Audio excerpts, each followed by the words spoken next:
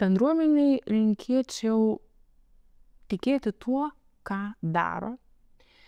Bendruomeniai labai linkėčiau būti drąsiai, tvirtai, stipriai ir orientuotai į tikslus, kurių mes iš tikrųjų visi siekiame.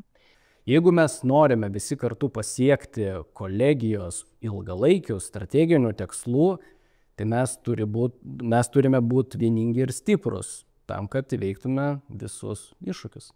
Manau, kad per 25 metus mūsų kolegija padarė labai visko daug.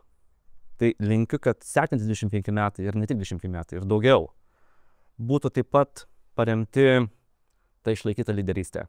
Visiems linkiu tą progą, to jubiliejaus, sakyčiau, tokio ketvirčio amžiaus progą, neprarasti to tempo įgyto mūsų susitelkimo ir mūsų bendruomeniškumo. Mano gal palinkėjimas ir akcentas būtų į tai, kad mes nepavargtume. Kad mes nepavargtume ir darbas mus džiugintų. Dėstytojams noriu palinkėti protingų, motyvuotų studentų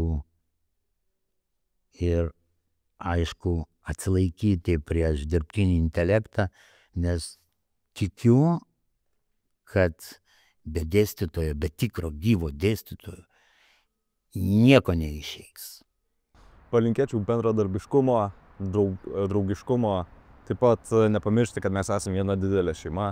Linkiu taip pat šauniai darbuotis, matau, kad kas mane džiugina, kad aš matau čia labai daug praktikos ir noro, kad studentai ne tik mokytųsi, bet ir iš karto praktikuotųsi. Palinkėčiau išlikti tokiem pat atsakingiam, kokie esam. Palinkėčiau ir toliau gebėti girdėti vieniems kitus ir klausytis vieniems kitų, nes neužtenka girdėti, reikia ir klausytis.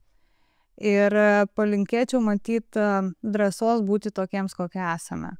Palinkėjimas visai bendruomeniai būtų, kad liktų tokie maloni, smagi žmonės, su kuriais bendrauti visada yra malonu.